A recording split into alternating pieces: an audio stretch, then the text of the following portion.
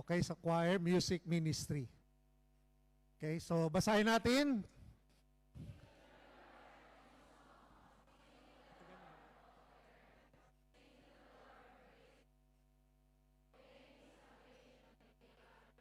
Yan.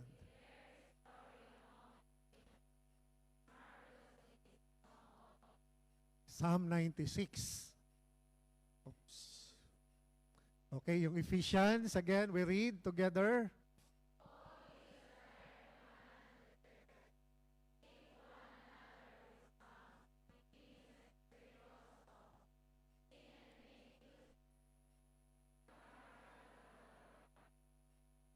Okay, so yung short, yung input natin, of course, nandun sa booklet natin about yung sa choir. No? So music is part of our church liturgy. Music is important. Okay? But, again, we have to understand the choir, no? That we are not separate from the liturgy. No? Remember, every time we serve in the Eucharistic celebration, in the Mass, it is a one celebration, hindi separate. Okay? Hindi separate our celebration. The music should be a highly quality. Song and music should be encouraged the participation of the liturgical assembly. They should express the cultural richness of the people of God and the sacred and solemn character of the celebration. Naalala ko yung kanina sabi ni Ruel, no? Sometimes yung pag-receive ng communion from Africa, other culture, iba naman that we have to respect. Okay? Like one time, doon sa St. Joseph, of course, our culture, inside the church, no cap or hat. Ano? But for that culture, he said, no, Father, we wear this one. It's a sign of respect. No? So it is more cultural. And that is why in the church, no, makita natin yung ating pagka unique, no? But we are being universal, unique, but we are one. No? So even in our celebration, iba-iba, sometimes my culture, like for the local church, the Chinese during Christmas, normally liturgical color, white. But if you notice for the Chinese, anong gamit nila pag Christmas? Red. Because red means like Chinese New Year celebration. But sa kanila, kasi yung white, pang funeral. No?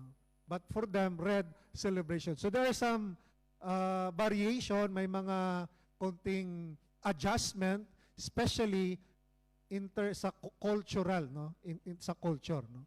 But of course, meron tayong universal norm yung ating celebration. So, what is the purpose of the choir in the Mass? No? Ano ba yung purpose ng sa choir? Is to lead, no, other people to sing. No? Here, ministry means service. Therefore, the choir is at the service of the congregation, the people of God. Its purpose and task, ano yan? Basahin natin yung mga choir.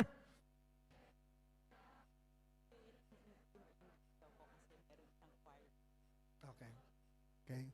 So to lead, help, to animate and support, to encourage the full participation of the congregation. So the choir should animate, should encourage the congregation to participate, to sing. Okay? So if the choir is singing, and if the congregation are not singing, we are not fulfilling our duty. Okay? We should encourage. That's why if there's a new song that we sing, introduce, then we have to sing it maybe or before the Mass. No? If it is, of course, it's nice that before the Mass, quiet, we have to prepare. But because it is a new song, then we have to introduce it to the congregation. Or because it is a new song, maybe you have to sing it for 1 month, 4 Sundays, so that people, congregation, will be attuned of the music. Okay? So that is our purpose. The choir should animate, should lead the congregation to participate the celebration.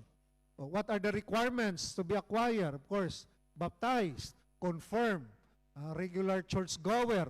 You will not just go to the church. If it is not your turn to sing, you will not attend the Mass. And you said, Father, I'm busy. No? But you saw her doon sa karaoke. No? Observe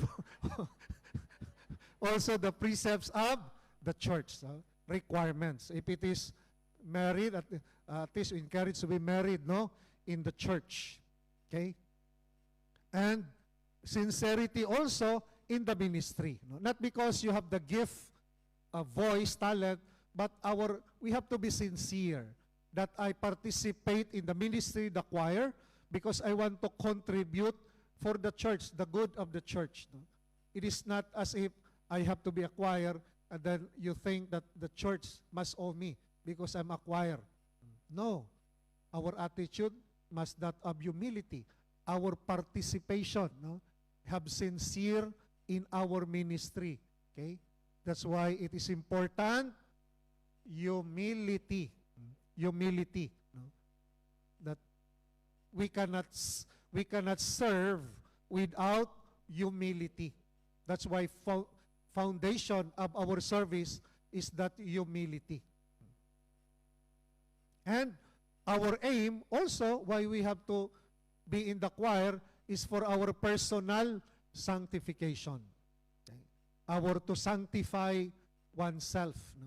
It is not only because I have a group to go there, no, so that I can sing, but our purpose for personal sanctification, no, is a choir. Okay? And we have to members learn to listen and obey. Sometimes during choir practice, because some members saw it in the YouTube, suggest, no? Let the choir master do his role. If we know it, music